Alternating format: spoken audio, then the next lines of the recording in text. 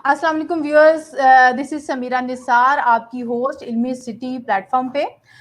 और आज मेरे साथ मौजूद हैं शहजाद अख्तर, और आज हम बात करेंगे कि किस तरह से आप अपनी शख्सियत को जो है वो इम्प्रूव कर सकते हैं, अपनी पर्सनैलिटी को डेवलप कर सकते हैं। और इसमें हमारी कोशिश होगी कि हम आपके प्रोफेशनल जो पहलू हैं आपकी शख्सियत के, उनके ऊपर ज़्यादा फोकस करें। तो मैं तारुफ कराना चाहूँगी अपने गेस्ट का, इंतहाई मोहतरम, इंतहाई एक्सपीरियंस्ड, ऑलमोस्ट 30 ईयर्स का, 3 डिकेड्स का जो है इनका एक्सपीरियंस है। 30 ईयर्स इन्होंने काम किया, कॉर्पोरेट सेक्टर में ट्रेनिंग करवाते हैं। और सबसे बड़ी बात यह है कि आपको बिजनेस कंसल्टेंट्स नज़र आएंगे, आपको ब्रांडिंग करते हुए लोग नज़र आएंगे, लेकिन आपको बहुत कम लोग ऐसे नज़र आएंगे जो ग्रोथ कंसल्टेंट हो, जो आपको बताएं कि how you can grow as an individual. आप एक शख्सियत के हिसाब से किस तरह से ग्रो कर सकते हैं, और एक पूरी ऑर्गेनाइजेशन किस तरह ग्रोथ का जो है वो एक जर्नी स्टार्ट कर सकती है। तो very warm welcome to Ilmi city sir. Thank you very much, Samira. Nice of you for your kind words. आपने बहुत कुछ कह दिया। मैं तो एक अदना सा बंदा हूँ, थोड़ा बहुत कोशिश करते हैं कि सर ये लेवल है सीखा आपकी है। हम्बलनेस का। सर ये आपकी बहुत हम्बलनेस का शुक्रिया, लेवल है। बहुत शुक्रिया, जी बहुत शुक्रिया आपका। जी सर, हम बात करते हैं शख्सियत की, पर्सनालिटी की। तो इसमें दो पहलू आपको ज्यादा नजर आते हैं। इसमें एक ये होता है कि आपकी पर्सनालिटी, आपका पर्सनल, और एक है आपका प्रोफेशनल। आप किस तरह से वर्क प्लेस पे अपनी जगह बनाते हैं, या किस तरह से अगर आप स्टूडेंट हैं तो आप जॉब के लिए जाएंगे।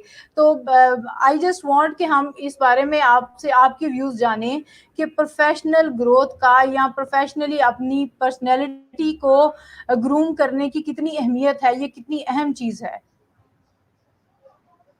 देखें, मेरा जो अपना नजरिया है इसके बारे में कि ये ग्रोथ जो आपकी प्रोफेशनल या पर्सनल जो ग्रोथ होती है, ये आपके होश संभालते ही शुरू हो जाती है। आपने एक लफ्ज सुना होगा जो एक जमाने में लाजिम व मलजूम होता था, यानी बिल्कुल एक टर्मिनोलॉजी के साथ लिया जाता था। अब हम ज्यादातर एजुकेशन की बात करते हैं, ग्रूमिंग की बात करते हैं, सर मैं गेस करना चाहूंगी प्रोफेशनल वो डेवलपमेंट। Ji please. तालीम और तरबियत।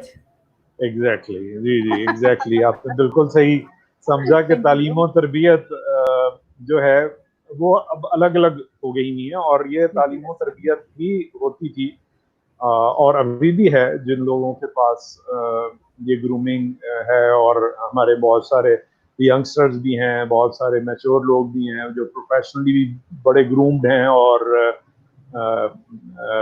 जो पर्सनली भी बहुत अच्छे इंसान हैं। तो लेकिन अगर हम इसको ओवरऑल देखें एक ब्रॉडर पर्सपेक्टिव में, तो तालीम की इम्पोर्टेंस या उसकी अहमियत हमारे लिए बहुत ज़्यादा हो गई है। उसमें हमारे इंस्टीट्यूशंस में एक एग्जामिनेशन और उसकी स्कोरिंग और उसके मार्क्स, और अगर ओ लेवल ए लेवल की बात करें तो कितने स्टार आए, और अगर मैट्रिकुलेशन की बात करें तो कौन सी डिवीजन आई और कितने टोटल मार्क्स थे। और उसके बाद जब यूनिवर्सिटी में चले जाएं तो वही चीज़ CGPA की रेट रेस में कन्वर्ट हो जाती है। तो हम लोग इस साइड पे बहुत ज़्यादा फोकस हो गए हैं अनफॉर्चुनेटली, और ग्रूमिंग की तरफ हमारी तवज्जो कम हो गई है। और ग्रूमिंग जो है वो आपकी पर्सन से शुरू होती है और प्रोफेशन तक जाती है। यानी ग्रूमिंग का स्टार्ट अगर आपने प्रोफेशनल ग्रूमिंग करनी है तो वो आपकी जात से शुरू होगा, और फिर वो आपके प्रोफेशन तक उसका इम्पैक्ट आएगा। ये दोनों चीजें हैंड इन हैंड चलती हैं। बिल्कुल सर। सर हबीबुर रहमान है हमारे साथ, वो आपको वेलकम कह रहे हैं। ये हमारे रेगुलर व्यूअर्स में से हैं, and he is saying welcome to you. Sir इसकी तरफ बढ़ते हैं तो हम आज बात करना चाहेंगे, चूंकि हम प्रोफेशनल स्किल्स की बात करेंगे तो हम एम्प्लॉयबिलिटी की बात करते हैं। ये क्या चीज़ है, और ये क्या डिफरेंट स्किल्स का और मुख्तलिफ आप कह सकते हैं कि ये स्किल्स का सेट है। ये एम्प्लॉयबिलिटी क्या चीज़ है, आप इसके बारे में हमें बताएं कि क्या एम्प्लॉयबिलिटी ज़रूरी है एक प्रोफेशनल के लिए कामयाब होने की? क्या ये एक बेसिक चीज़ है? जी, मैं इसको ऐसे एक्सप्लेन करता हूँ थोड़े आम या सादा अल्फाज में कि देखें, एक अगर आप दो मुख्तलिफ लोगों को रहें जो कि जॉब सर्च कर रहे हैं यानी एम्प्लॉयमेंट ढूंढ रहे हैं, और एक जो है उसको जहाँ भी वो इंटरव्यू देता है या अपनी एप्लीकेशन एप्लीकेशन भेजता है उसमें से 10 में से 5 जगह से उसको इंटरव्यू की कॉल आ जाती है, और निस्बतन दूसरे के जो 10 जगह भेजता है और वहां से कभी एक की कॉल आती है और नहीं आती। तो जिसको ज्यादा कॉल्स आ रही हैं उसकी एम्प्लॉयबिलिटी ज्यादा है। अब एम्प्लॉयबिलिटी किस चीज का, यानी आप कितना डिजायर हैं इंडस्ट्री के लिए, ये चीज डिटरमाइन करता है कि आपकी एम्प्लॉयबिलिटी लेवल कितना है, यानी आपको इंडस्ट्री कितनी वार्म वेलकम करती है, कितना आपके अंदर वो चीजें हैं जो इंडस्ट्री को अट्रैक्ट करती हैं या कंपनीज को, ऑर्गेनाइजेशन को अट्रैक्ट करती हैं कि वो आपको एज अ टीम मेंबर अपनी कंपनी में चांस दें। इसको एम्प्लॉयबिलिटी जी कहते हैं, सर, और इसको बिल्कुल। बढ़ाने के लिए इसके स्किल सेट्स हैं, इसके टूल्स हैं, इसकी टेक्निक्स हैं जो कि लर्न की जा सकती हैं। जी सर, हमारे पास एक क्वेश्चन था कि हिपोक्रेटिक्स जो है उसको कैसे आप डील कर सकते हैं। देखिए हिपोक्रेटिक तो आप मतलब देखें, हर इंसान की जिंदगी के मुख्तलिफ पहलू होते हैं, कोई भी इंसान परफेक्ट नहीं है, और हिपोक्रेसी अनफॉर्चुनेटली बहुत कॉमन हो गई हुई है कि हम कहते कुछ हैं और करते कुछ हैं। तो मेरा ख्याल है इसको एज नेगेटिव ट्रेड देखा जाए, और अपने तौर पर कोशिश की जाए कि आप अपनी जात से हिपोक्रेसी को खत्म कर दें। मोस्टली हमारा रुझान कौम के तौर पर लोगों पर तनकीद करना है, तो ये एक बड़ी बिल्कुल। मिसाल आमतौर पे जो दी जाती है कि जब आप किसी की तरफ फिंगर पॉइंट करते हैं तो वो फिंगर एक दूसरी तरफ होती है और आपकी 3 फिंगर्स आपकी अपनी तरफ हो रही होती हैं। बिल्कुल तो ये बिल्कुल बिल्कुल। पॉइंटिंग फिंगर वाली बात है। यस, सोसाइटी में बहुत सारे इल्स हैं जिसको हम खामियां कह सकते हैं, और खामियों से भरी हुई चीज में आप पॉजिटिविटी ढूंढें, यही आपका काम है, और यही मेरा ख्याल है आपके लिए भी ग्रोथ का रास्ता यही है कि आप अपनी जात से शुरू करें, हिपोक्रेसी अपने अंदर खत्म करें, और पॉजिटिव सोचें लोगों से भी। जो हिपोक्रेट हैं आप उन्हें अवॉइड करें अगर आप कर सकते हैं, अगर नहीं कर सकते तो आप उनके वो एलिमेंट्स सीखने की कोशिश करें जो उनके स्ट्रॉन्ग हैं, जो पॉजिटिव एलिमेंट्स हैं। तो अब किसी को चेंज करना, आपके देखें हमारी जिंदगी में मुख्तलिफ एजेंडाज हैं।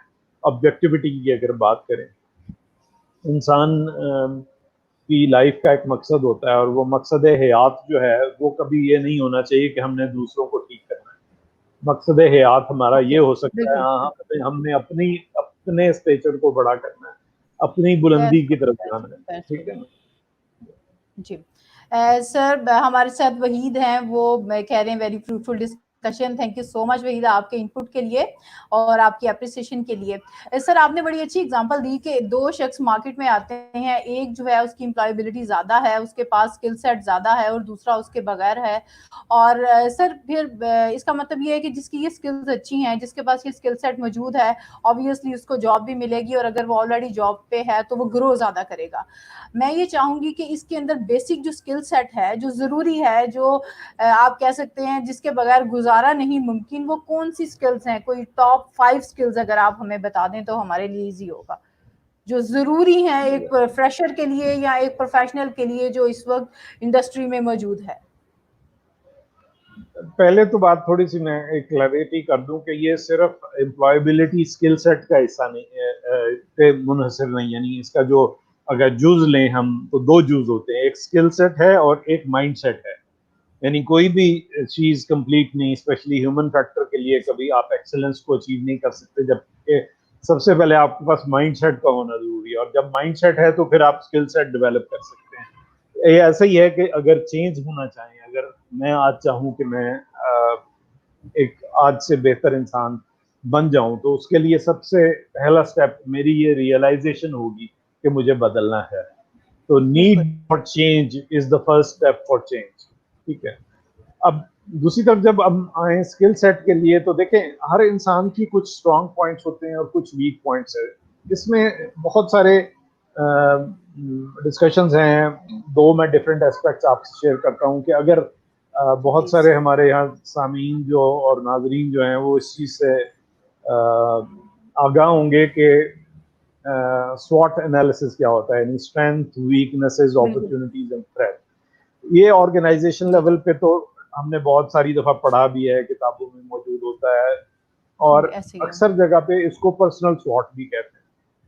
यानी आप अपनी लाइफ का अपने स्किल सेट का अपने माइंड सेट का स्वॉट कर सकते हैं, स्किल सेट का अलग कर ले, माइंड सेट का अलग कर ले, ठीक है। तो आपने स्ट्रेंथ्स के ऊपर बैंक करना होता है, यानी जो आपकी बिल्कुल। स्ट्रेंथ्स हैं आपने उनको एनहेंस करना है। लेट्स से अगर आप बोलने में अच्छे हैं तो आप ऐसी जॉब की तरफ जाएं, आपको ऐसी तरफ जाना चाहिए जहां पे आपको बोलने के लिए मौके मिले और आप एक्सेल कर सकें, ठीक है। अच्छा, वीकनेसेस को बहुत सारे लोग वीकनेसेस को इम्प्रूवमेंट एरियाज भी कहते हैं, उन पर काम जरूर करना चाहिए लेकिन उनके पीछे क्रेजी नहीं हो जाना चाहिए, ठीक है। ओके। तो ये चीज के जी हम पहले इसके हम वीकनेसेस को इम्प्रूव कर लें तो होता क्या है कि हम अपनी जो स्ट्रेंथ्स हैं उनको हम यूटिलाइज इग्नोर नहीं कर कर पाते, जाते हैं। उनका फायदा बिल्कुल। नहीं उठा सकते, ठीक है। और अपॉर्चुनिटीज ऑफ कोर्स हमारी स्ट्रेंथ्स के साथ जो अपॉर्चुनिटीज आती हैं हम उनको एम्ब्रेस नहीं कर पाते, उनको उनसे फायदा नहीं उठा सकते। और थ्रेट्स, अगेन हमें जो थ्रेट्स आते हैं वो हमने बाहर से देखने और हमने उनको अवॉइड करना है। तो पर्टिकुलरली जो स्किल सेट्स रिक्वायर हैं वो ये है कि अपना सेल्फ एनालिसिस बहुत अच्छा करना आना चाहिए, आपको पता होना चाहिए आपकी स्ट्रेंथ्स क्या हैं, आपको पता होना चाहिए एट द सेम टाइम आपके इम्प्रूवमेंट एरियाज क्या हैं, और उसके ऊपर फिर ये पूरा एक स्ट्रक्चर बनता है। इसलिए ये कहना इस वक्त मुश्किल होगा कि अगर हम 5 स्किल्स कह लें, बहुत सारी स्किल्स जो हैं वो इंटर रिलेटेड होती हैं, कम्युनिकेशन स्किल्स हैं, ठीक है। उसके बाद आप कह सकते हैं कि आपका जो बॉडी लैंग्वेज है वो भी अगेन अगर ब्रॉडली स्पीकिंग हम कहें तो कम्युनिकेशन स्किल्स के अंदर आ जाती हैं।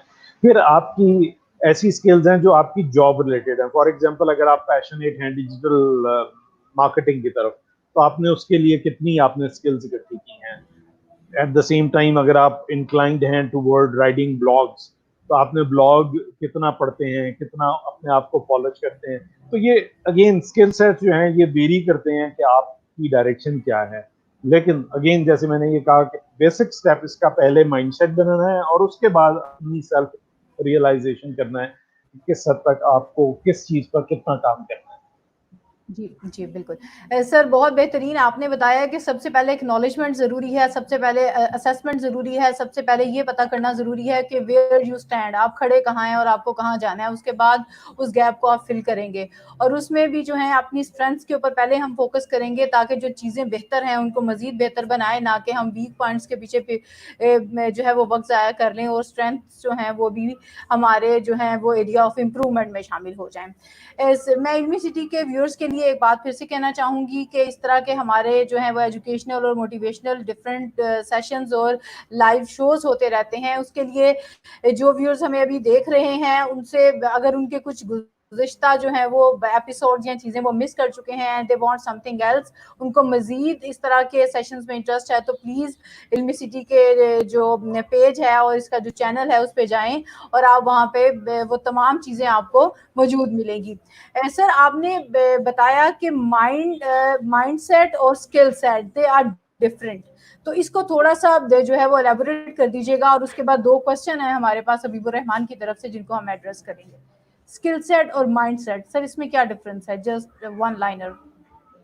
देखिए, अगर आप अपनी सक्सेस का अंदाजा करना चाहें तो उसमें 80% कंट्रीब्यूशन आपके माइंडसेट की होती है। माइंडसेट आपकी वो अप्रोच है जो आपकी जिंदगी की तरफ, चाहे वो पर्सनल हो या प्रोफेशनल हो, दोनों पहलू जो जिंदगी के हैं उसकी तरफ आपकी मेंटल अप्रोच क्या है, आप किस तरह बिल्कुल से बिल्कुल। सोचते हैं, किस हद तक आप पॉजिटिव हैं, किस हद तक आप ऑप्टिमिस्टिक हैं, किस हद तक आप एजाइल हैं। जी एजाइल को अगर हम आसान लफ्जों में कहें तो किस हद तक आप फ्लेक्सिबल हैं, किस हद तक आप चीज़ों को अडेप्ट कर सकते हैं, ये और किस हद तक आप सीखने को तैयार हैं, ठीक है। बाज लोग बाज माइंडसेट होते हैं लेकिन वो सीखने को तैयार नहीं होते, वो किसी न किसी वजह से उनके जहन में कोई ना कोई ऐसी चीज़ होती है जो उन्हें सीखने पे आमादा नहीं कर पा रही होती। तो वो एक मशहूर कहावत है कि जी आप घोड़े को खींच के पानी के पास तो लेके जा सकते हैं लेकिन उसे पानी पीने पे मजबूर नहीं कर सकते। तो ये शायद माइंडसेट के लिए ही जी ज्यादा कहा गया है कि जब अगर कोई प्यासा ही ना हो, पानी पीना ना चाहे, तो आप माइंडसेट के बगैर उसे स्किल सेट कैसे देंगे। अब अगर स्किल सेट की तरफ आए तो 80-20 का रूल है, मैंने बताया 80% आपके जो है वो माइंडसेट की चीजें हैं जिसकी वजह से आप 20% अपनी स्किल सेट पे फोकस कर पाते हैं और उसको इम्प्रूवमेंट कर लेते हैं, और ये आपका 100% आपके प्रोफेशनल और पर्सनल सक्सेस का राज होता है। बिल्कुल, बिल्कुल। सर हबीबुर रहमान का क्वेश्चन है कि क्या मैच्योरिटी जो है वो किस एज पे हम मैच्योरली एक्ट करना स्टार्ट कर दें? इनका सबसे पहला क्वेश्चन है। Is there some specific age के उसके हबीब बाद हम अपनी लाइफ को साहब, इसकी सीरियसली कोई एज नहीं होती। बाज लोग पैदा ही बूढ़े होते हैं मेरी तरह शायद, और जो है बाज बाज लोगों की मेच्योरिटी जो है वो कहते हैं ना, बचपन जो है वो 55 साल की उम्र तक जाता है, तो बाज लोगों का बचपन 55 तक जाता है, तो इसलिए मेच्योरिटी अगर नहीं आनी तो 55 साल की उम्र में भी नहीं आनी। तो इसके लिए अगेन ये माइंडसेट है, तो इसलिए कोई हम इसको हार्ड एंड फास्ट रूल नहीं कर सकते।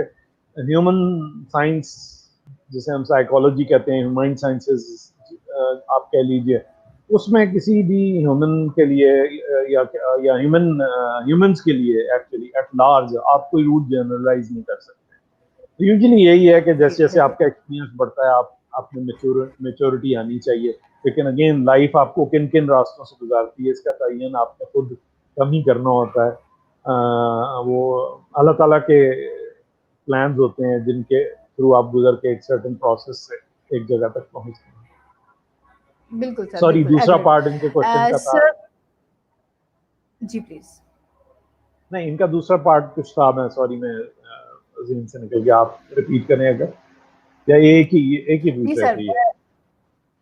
जी सर हम पहले वहीद का जो है वो क्वेश्चन लेते हैं। वो पूछ रहे हैं कि उनका जो पैशन है वो उनको किस तरह अपनी प्रोफेशनल लाइफ में यूटिलाइज कर सकते हैं, पैशन को किस तरह से वो एज अ टूल यूज कर सकते हैं, प्लीज। ये पैशन जो है ये बहुत ज्यादा बेसिक इंग्रेडिएंट है। आप यूँ समझिए जैसे हमारे यहाँ शायद अगर हम इतना ज्यादा कुकिंग से यानी खाने की हद तक तो बिल्कुल मुझे पता है, लेकिन पकाने की हद तक नहीं। तो जैसे हमारे बेसिक इंग्रेडिएंट्स जो हमारे देसी खानों में यूज होते हैं, उसमें से प्याज या टमाटर एक है जो तकरीबन हर सालन में डलता है, ठीक है।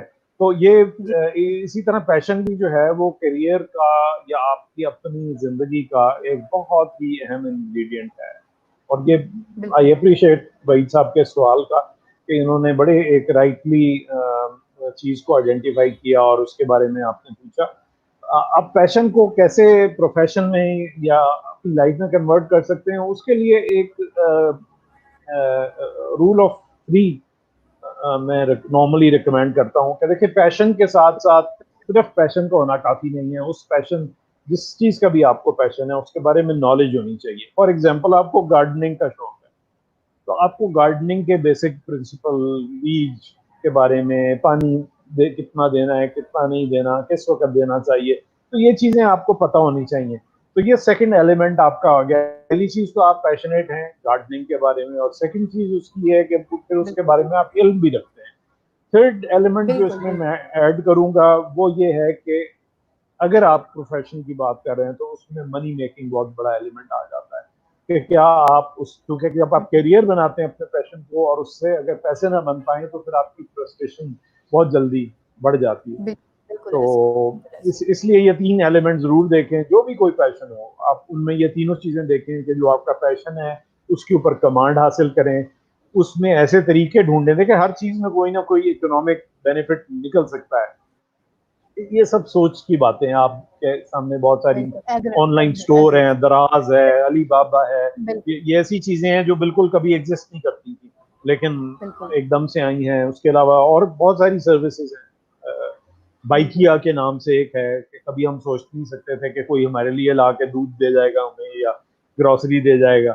तो बिल्कुल ये एनीथिंग बड़ी यू छोटी वांट छोटी दे आर चीजें गोइंग हैं। To tell. बिल्कुल तो ये वो आप में आपको कोई लेके भी जाते हैं पैशन है, कोर्स आप करते हैं। उसको बना सकते हैं, उसको पैशन और अपना बिल्कुल करियर सर, बना आप सकते आपने बिल्कुल बजा फरमाया था कि जो आपका माइंडसेट होता है इसी पे सारा डिपेंड करता है। बिल्कुल आपने कहा कि चीज़ें तो हमारे इर्द-गिर्द बहुत हैं, हमें माइंडसेट डेवलप करना है और उसके बाद हम अपनी स्किल्स डेवलप कर सकते हैं। हबीबुर रहमान का क्वेश्चन है कि what is the role of confidence and self understanding in personality development? Self understanding और कॉन्फिडेंस का रोल पूछ रहे हैं वो पर्सनैलिटी डेवलपमेंट। देखें, कॉन्फिडेंस जो है वो आपकी सेल्फ अंडरस्टैंडिंग तो पहली आपका बेसिक है। मैं शायद इस बात पे एलैबोरेट कर चुका हूँ कि आप जब तक अपने आप को नहीं पहचानेंगे कि आपके इश्यूज, चैलेंजेस क्या हैं, और उन चैलेंजेस में जैसे मैंने कहा आप स्वॉट करेंगे तो स्वॉट में हो सकता है आपका इम्प्रूवमेंट एरिया या वीकनेस, जिसको हम आम अल्फाज में कहते हैं, उसमें आपको ये नजर आए कि आपका कॉन्फिडेंस कम है, तो कॉन्फिडेंस लेवल को बढ़ाने के लिए ये जरूरी है। तो कॉन्फिडेंस सर्टेनली एक ऐसा एलिमेंट है लाइफ का जो आपको बहुत आगे तक लेके जाता है। लेकिन अगेन ये प्रैक्टिस के साथ आता है, ये सीखा जा सकता है, ये ऐसी चीज नहीं है जो आप ना कर सकें। इसके लिए हाँ मेहनत चाहिए होती है, बहुत ज्यादा समटाइम मेहनत चाहिए होती है, कोई थोड़ी सी मेहनत के साथ आगे निकल जाते हैं। तो ये है। और कॉन्फिडेंस ऑफ कोर्स एक तरह से ये स्किल है। और माइंड जो अपने आप को समझ, वो माइंड सेट की बात है, अपने आप को जो समझना है वो माइंड सेट है। बिल्कुल बिल्कुल सर, वो अपना एनालिसिस और वो जो स्वाट होता है उसकी तरफ हम आ जाते हैं। ठीक हो गया सर। अब हबीबुर रहमान का अगला क्वेश्चन है, what do I really want from my life, most burning question of the young generation, please share your opinion. What is the what I want from my life, ये जो एक क्वेश्चन है बड़ा आजकल इन है हमारी यूथ में, और हर कोई जानना चाह रहा है कि मैं किस चीज में बेस्ट हूँ, मेरा एलिमेंट क्या है। तो सर इसमें आप अपना कुछ ओपिनियन दीजिए हमें। देखिए, एक तो पहली बात यह है कि यंग जो हमारे यंग दोस्त हैं, ये यंग साथी हैं, ये यंग लिसनर्स हैं, उनके लिए तो ये है कि आप खुद ही आइडेंटिफाई कर सकते हैं कि आपकी बर्निंग डिजायर क्या है, या आप किस चीज़ के बारे में, किस चीज़ को आप लेकर आगे चलना चाहते हैं। और उसको ढूंढना, आपकी लाइफ का क्या मकसद है, उसको ढूंढना एक कॉन्टिन्यूस प्रोसेस है, और जो बाज लोगों के लिए मरते दम तक जारी रहता है।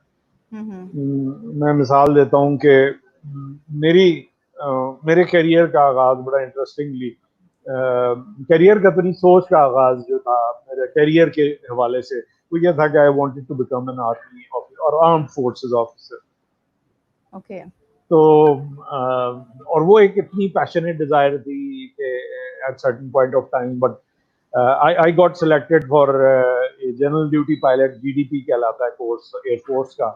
और मुझे उसमें फाइनली एक सेंट्रल मेडिकल बोर्ड होता है जिसकी ऊपर जाके ये फैसला होता है। मुझे 3 दफा वहां से डिफर किया गया, बिकॉज मेरी आंखों का कोई इशू था। उसका चश्मा तो नहीं लगा हुआ था, लेकिन कुछ और एलर्जिक टाइप कुछ इशू था आंख की, जो जिसे हम पलक कहते हैं, उसकी ऊपर की साइड पे। और वो खैर 3 दफा डेफर होने के बाद फाइनली मुझे रिजेक्ट कर दिया गया। And it was the biggest shock of my life, क्योंकि उस वक्त मेरा मतलब पैशन कह लें, मेरी बर्निंग डिजायर यही थी कि I wanted to see myself in the uniform, force में जाना। बिल्कुल बिल्कुल। तो लेकिन अगेन उसके बाद क्या हुआ कि वक्त गुजरता गया, और एक एक स्टेज आई कि मैंने इंजीनियरिंग की, फिर मैंने अपने एमबीए किया, फिर मैं कंपनीज में आ गया, फिर मैं ऑयल एंड गैस सेक्टर से वाबस्ता रहा। तो देखें, जिंदगी जैसे जैसे गुजरती है आपकी थॉट्स क्लियर होती जाती हैं।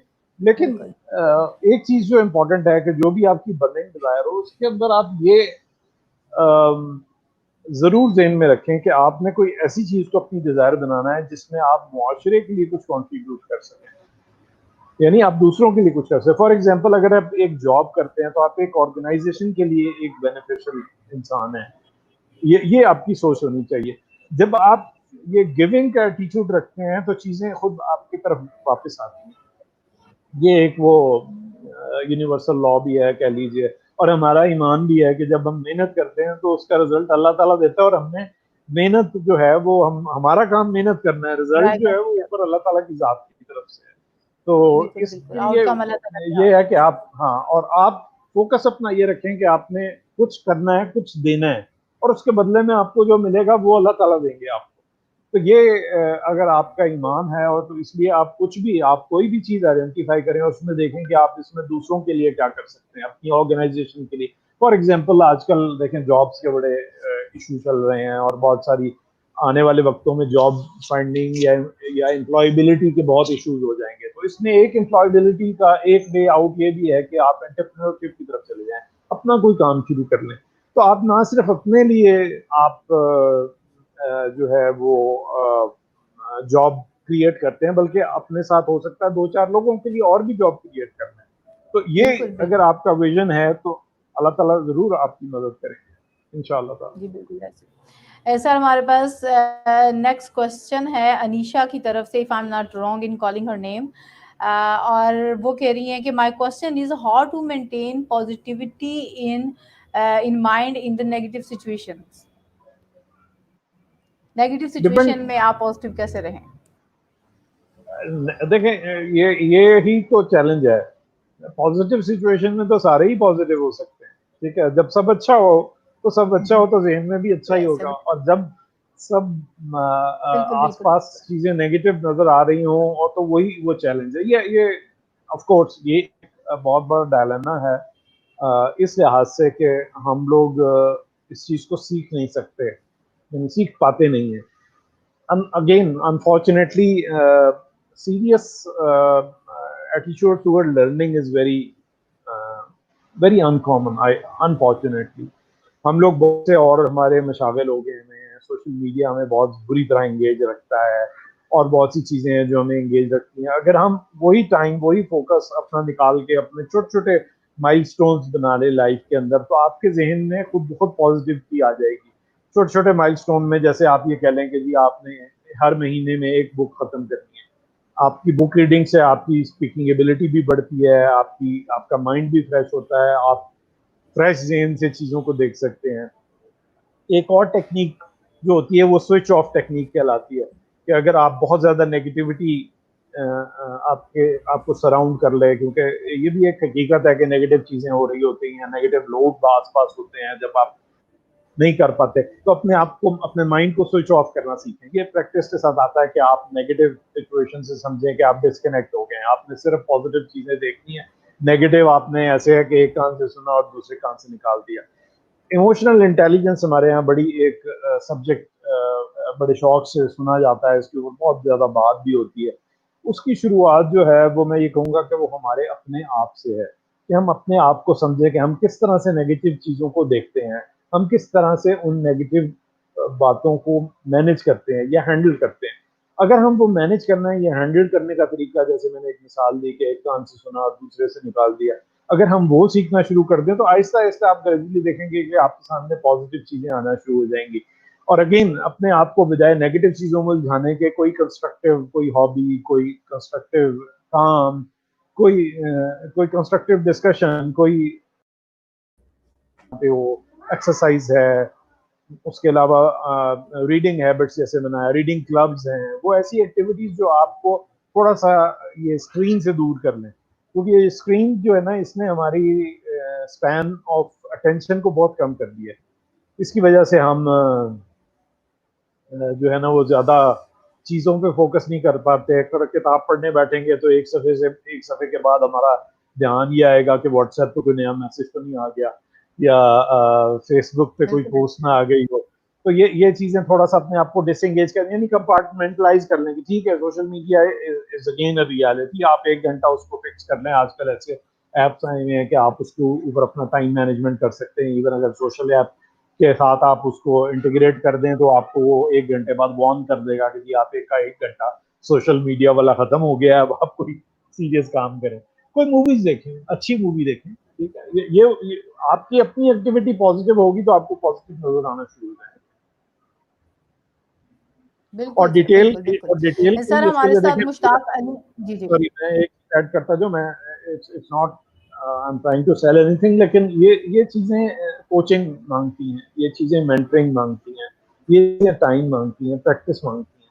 तो इसलिए कोशिश करें कि किसी न किसी ऐसे सेशन में जाया करें जहाँ पे कुछ बेहतर क्वालिटी की गुफ्तगू सुनने को मिले, जहाँ पे आपको नया सोचने का मौका मिले, नया सुनने का मौका मिले।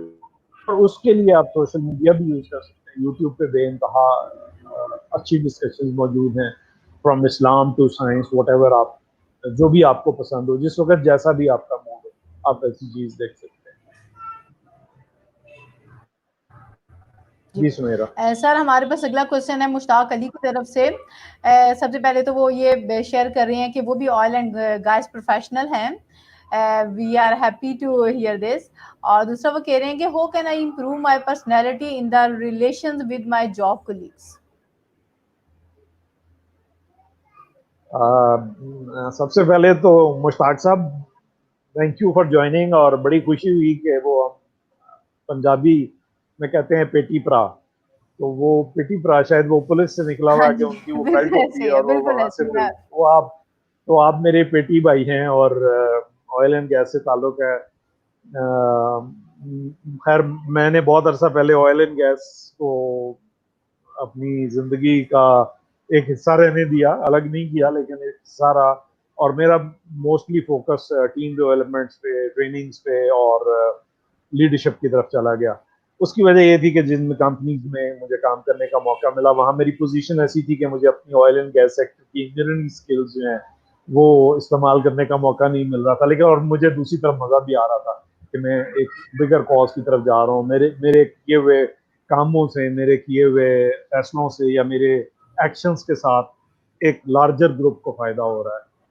तो मुझे, मैं वो चीज़, तो जहाँ तक आपने कहा कि आप अपने कुलीग से रिलेशन कैसे बना सकते हैं, अगेन उनको अंडरस्टैंड करके देखें। जब एक बिल्कुल एक स्टीवन कॉवी की एक बुक है, 7 habits of highly effective people, आप उसको जरूर पढ़ें। उसमें एक हैबिट है कि enter into others world before you बिल्कुल बिल्कुल एंटर बिल्कुल। Into your own. ठीक है, तो जब आप किसी को, किसी की दुनिया में दाखिल होने लगे, फिर किसी की दुनिया, अपने किसी को इनवाइट करें कि वो आपको समझे, तो पहले आप उसको समझें। जब आप उसको बिल्कुल समझेंगे ऐसे तो फिर आपके लिए उसके साथ रिलेशनशिप बिल्डिंग आसान हो जाएगी। जो हम लोग कहते हैं ना, ये इमोशनली स्मार्ट आदमी है। ठीक है, जी, इमोशनली इमोशनली स्मार्ट लोग कौन इंटेलिजेंट। होते हैं? जो इमोशनली इंटेलिजेंट भी, इमोशनली स्मार्ट भी। तो इमोशनली इंटेलिजेंट जो है वो जरूर, मतलब उसका तो आप एक मेजरमेंट है, लेकिन स्मार्ट वो होते हैं जो इतने, बिल्कुल है। मेरी तरह के कोई ज्यादा इमोशनली इंटेलिजेंट लोग नहीं होते, आम से लोग होते हैं, लेकिन थोड़े से उनको ट्रिक्स पता होती हैं कि अच्छा यार, मैं ये 2-4 बातें डिस्कस करूंगा तो मुझे अगले का पता लग जाएगा कि यार तो किस चीज में इंटरेस्ट है।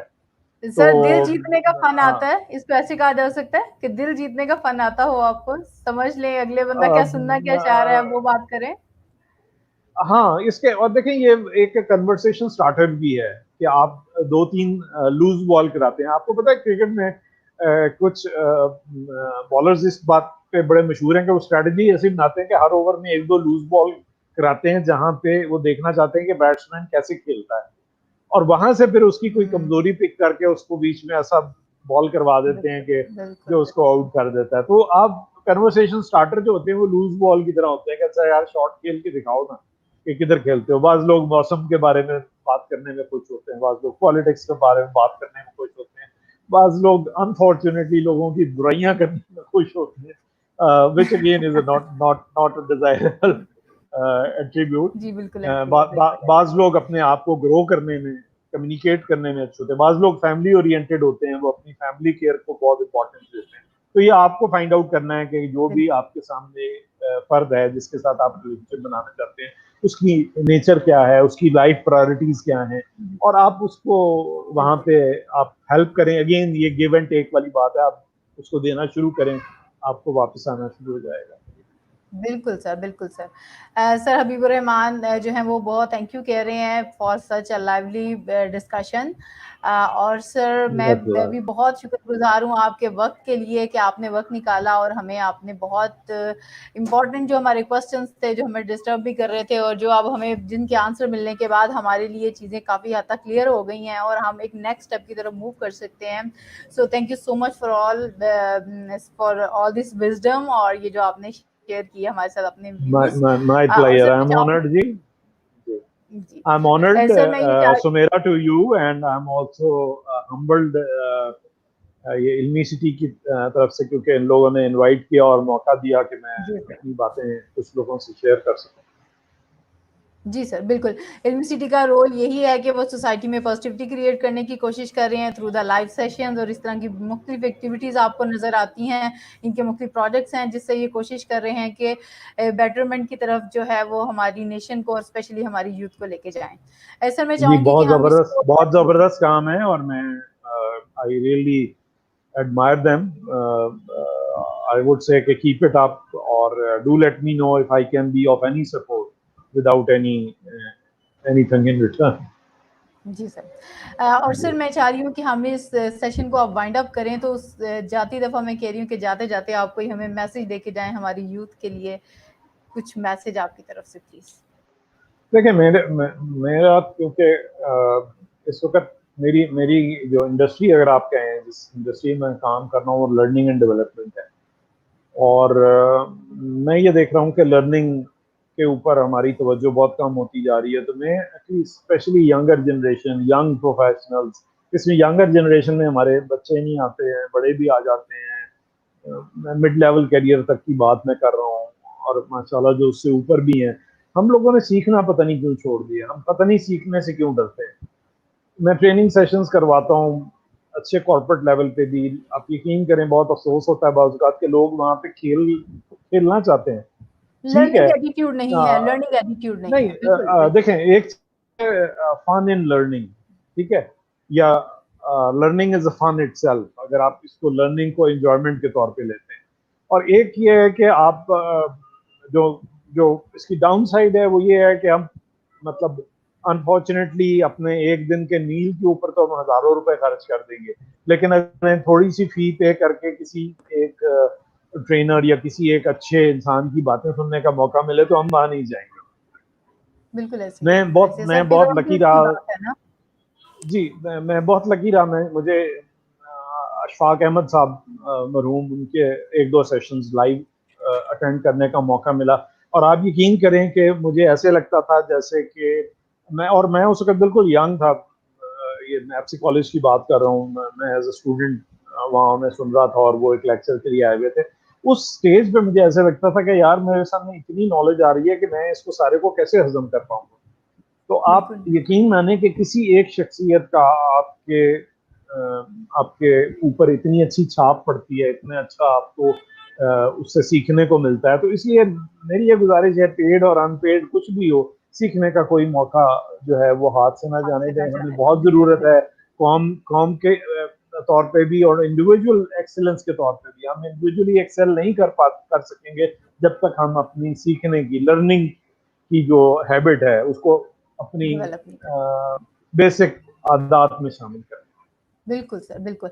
Sir thank you so much for sharing such wonderful thoughts with us, और बहुत अमेजिंग आपने मैसेज दिया कि अपनी लर्निंग की जो है वो हैबिट डेवलप करें और पेड या अनपेड कोई भी मौका हो उसको हाथ से ना जाने दें, और कीप ऑन लर्निंग, अपने आने वाले दिन को गुजरे हुए दिन से बेहतर बनाते जाएं। ये तो हमारा दीन, हमारा मजहब भी हमें यही सिखाता है।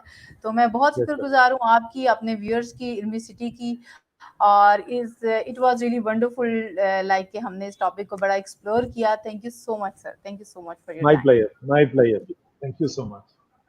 Take care sir. Take care.